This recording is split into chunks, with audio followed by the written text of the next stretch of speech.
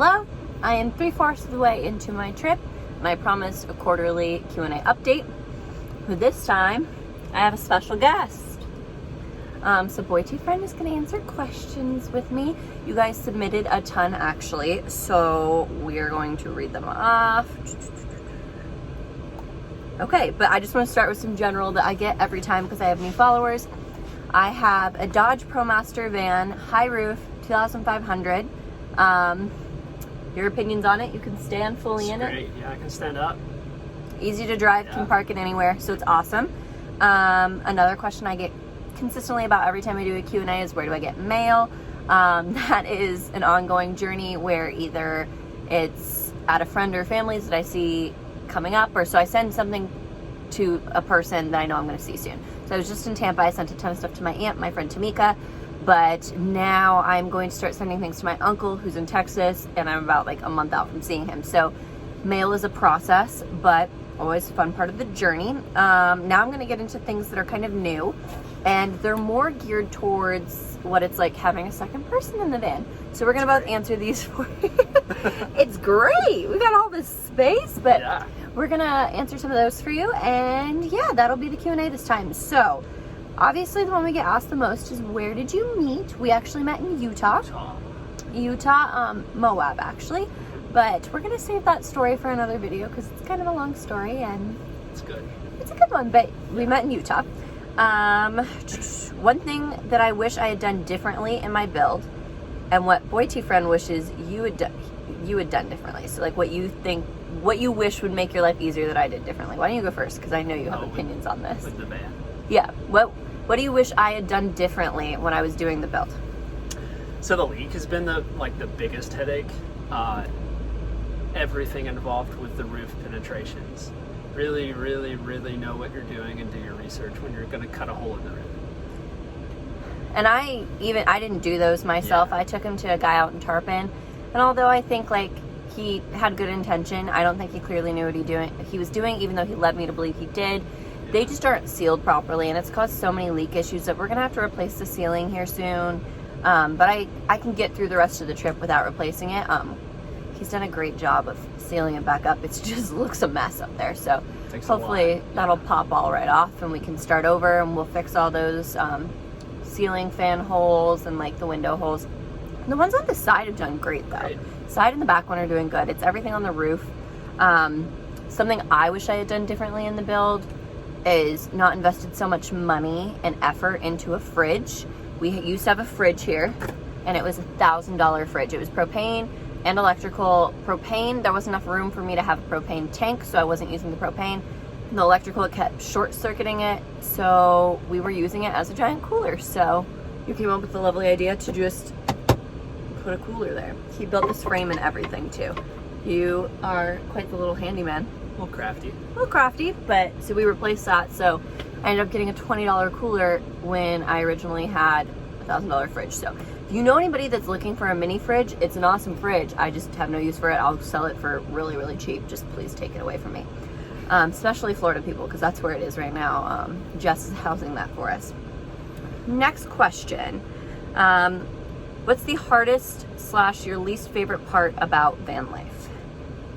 I'm really starting to miss like having my own shower space. Like we shower at Planet Fitnesses or at friends, and every time I have to pack a bag to take in there with shampoos and conditioners, and I'm kind of ready for like my own shower again. What would you say yours is? The hardest part is having a place for everything, and then those things not moving. You know, we drive, we'll go 5 minutes down the road and everything's shifted, everything's in the floor, everything's just, it's hard.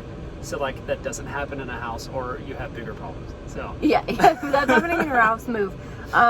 It's either haunted or you're dealing with earthquakes all the time. But yeah, no, that bothers me too. I feel like it always looks so pretty right before we take off, and then when we come back here and it's a mess. Which I feel like I made a TikTok about that.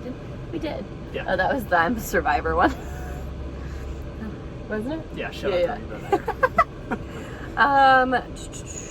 How do we handle fights? You want to take this one? No, you got this. Our fights are usually from frustration of just being around each other too often. It's never anything serious or huge. And if it is, then we talk it out. But normally it's just annoyance in the moment. I'm a hothead, so I might yell. He, on the other hand, wants to talk it and beat it like a dead horse. Like he just wants to talk everything out all the time, which is not my style. So like learning how to adapt to each other's styles is always going to be a challenge for any couple. But I feel like we're navigating it pretty well. Just we are very different people in a fight, so navigating that is difficult, but we make do. It's really not that big of a deal. And our fights never last more than like 10 minutes. A lot of the times if like we're having like one that's big, we'll go to the gym and he'll go to his corner and I'll go to my corner, and then we shower, and then after we kind of like just feel bad because usually it's not something that's important, and like we're more important than the fight is. So we're just gonna move on really quickly. Let's see. Is it difficult being close to each other 24/7? Well, is it difficult being close to me 24/7? No, it's not. But there was no like cupcake phase.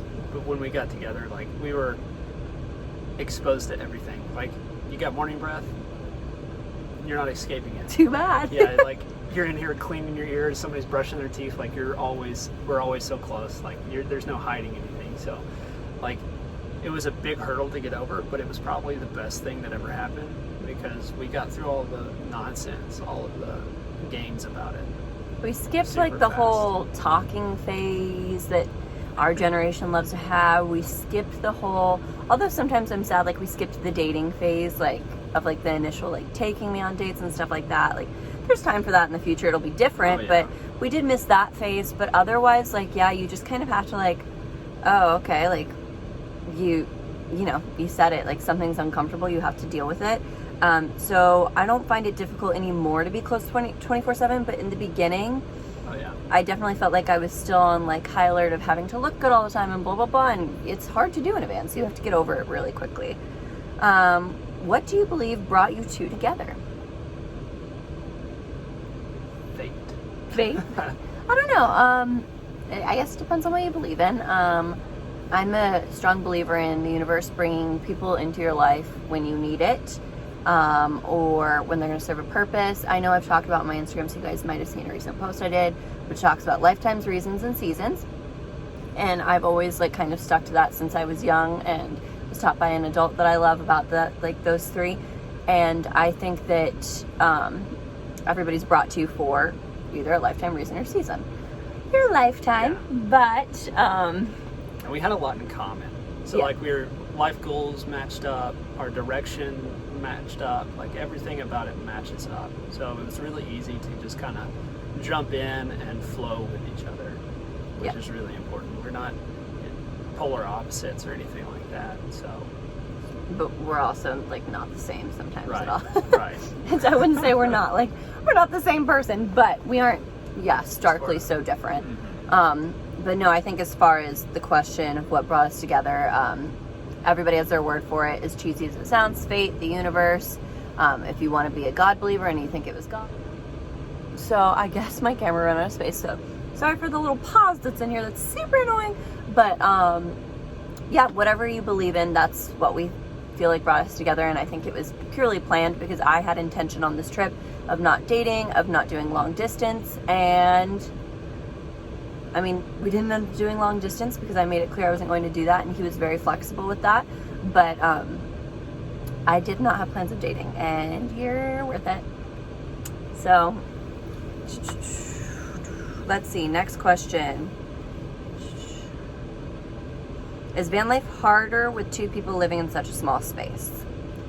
I mean, physically, there's less room. But I don't think it's harder in my opinion because there's somebody to help you split the task, just like there would be at home. You can split driving now. We can split cleaning up. We split.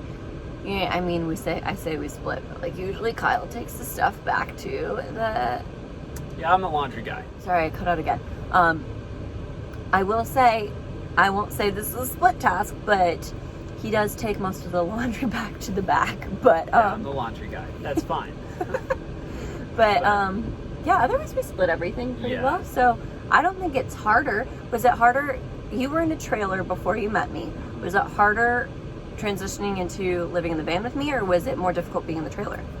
The van is so much more convenient because you can be in the cab of the van driving and just step out of the cabin to the living space. You don't have to get out of your vehicle and get into the trailer and all of that. Plus, you're not hauling a trailer behind you, so you're much shorter.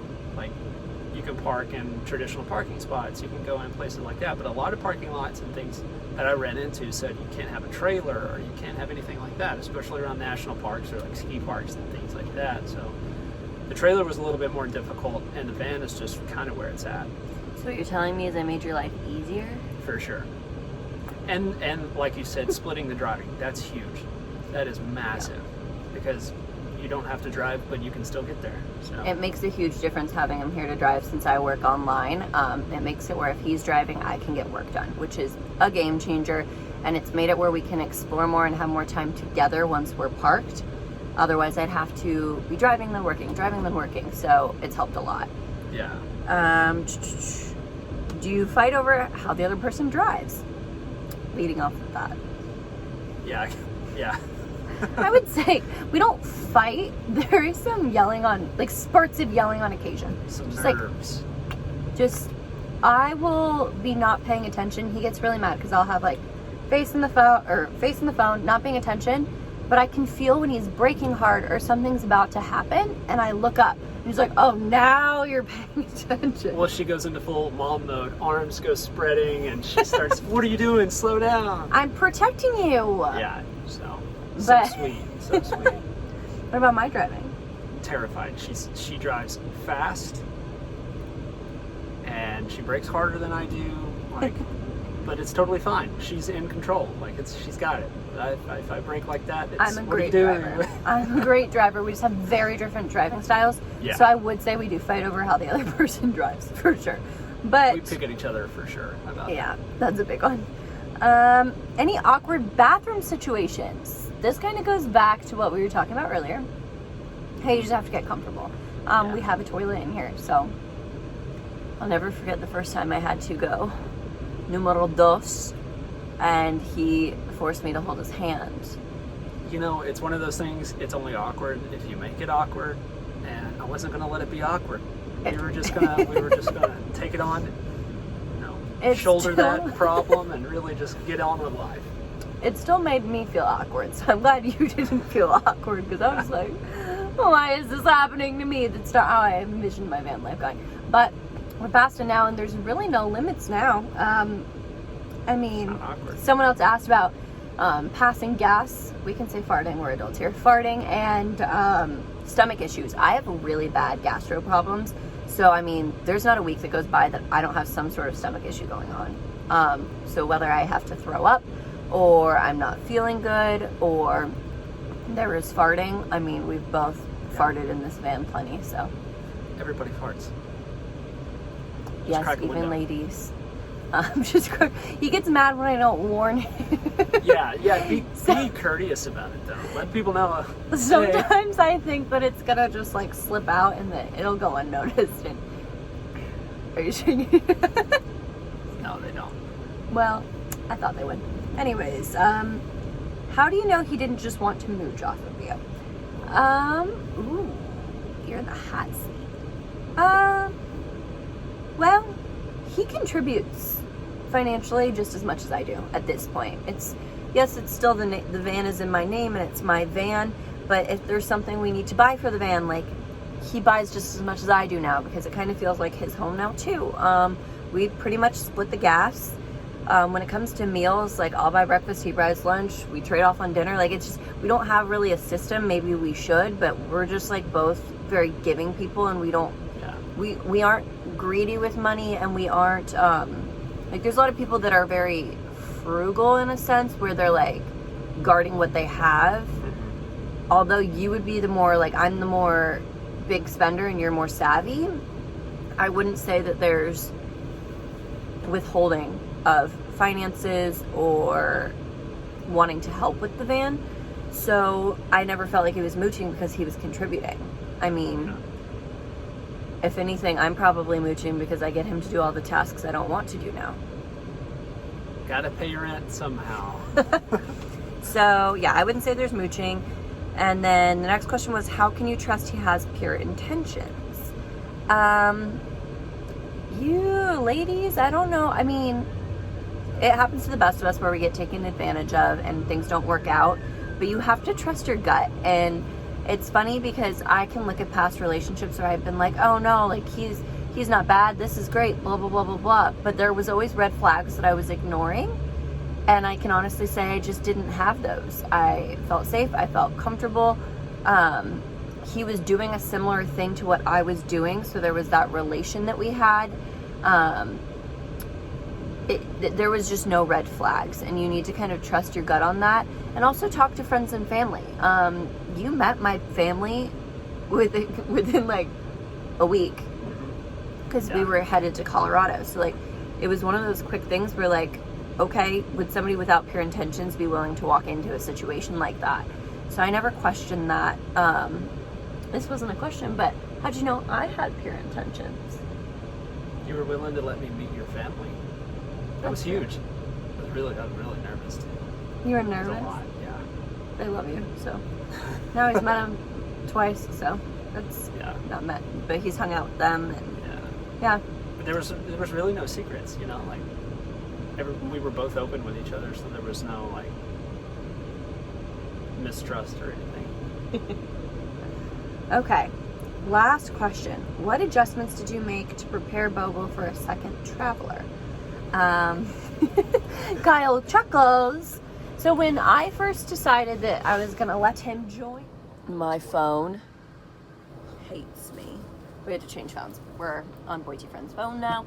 But when I first decided that Kyle was gonna come join me, my mom and I came out. I was at home at the time, and we came out and we cleaned out a couple of spots in the van for him to put his stuff. He still, like, in the honeymoon phase of things, was like, oh yeah, like I only need a tiny cubby. And I took that to heart, which is on him. I don't take responsibility for that. Yeah, you know, in her defense, she did say that she would clean out a drawer and a cubby for me, and I said, no, you know, I'm just going to have a suitcase because I'm flying to meet you. So I didn't think I needed it. You just acquire stuff. Yeah. Like you'll buy a shirt or a pair of shorts and pants here and there, and then all of a sudden there's no room. So we're working on that, but we're coming so close to the end of the trip that like now we're just kind of, it's something we live with. Yeah. So that was an adjustment, having to clean out some space for him. I did leave a lot in Colorado for that. What other things have we like kind of made different? Now we kind of have to share and take turns, especially in the summer, of who sleeps under the fan. Like who's gonna wake up who in the middle of the night to move because they're so boiling hot. That's a new one. Yeah, sleeping with no AC in the south is a challenge. It's not really been impossible though, because it gets cooler at night. But yeah, AC, look into that. Yeah. Let's see, what else? I don't know, I feel like that's really the only adjustments we made. We started looking more into like storage things, like the stool and all of that. Yeah, we got a stool that has like storage in it. You guys are on top of it right now, so I can't show you, but so there's stuff inside of there. We learned how to just store things more effectively and efficiently. Yeah. I mean, otherwise really nothing changed, and it's, there's an extra body in here, but there was enough space for two to begin with. I just was by myself, so that wasn't a huge adjustment. I would say that being on the road with another person has changed the game in the sense of flexibility and what it's allowed me as a woman to do. I know I've talked about this a little bit before, but there was just, I had less ability. I had to be more planned and calculated as a solo female, and I don't devalue that journey, and it taught me a lot, but my life has become easier having him here. He will be piecing out on me again for a little bit, and I'm sad about it. But, so I'll go back to solo for a little bit. But, I mean, this was a game changer for sure. And I feel like we saw so much more because of it.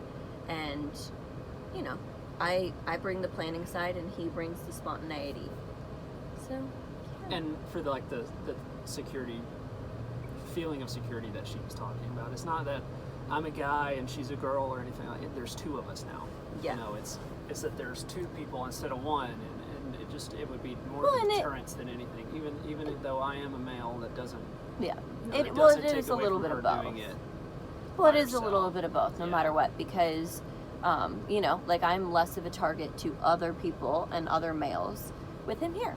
It Yeah. just, that is what it is. I can now go other places and feel a little bit safer. I can take on new challenges and not having to feel like I have to watch my back or plan where I'm staying for the night or get somewhere before, you know, dusk. Because before that, I wasn't parking anywhere, not in daylight. I wanted to be able to see exactly where I was sleeping. And now it's like we can pull up to a Walmart parking lot and I'm going to feel a lot more comfortable knowing that you're there and it can be midnight. Like, it's not as big of a deal.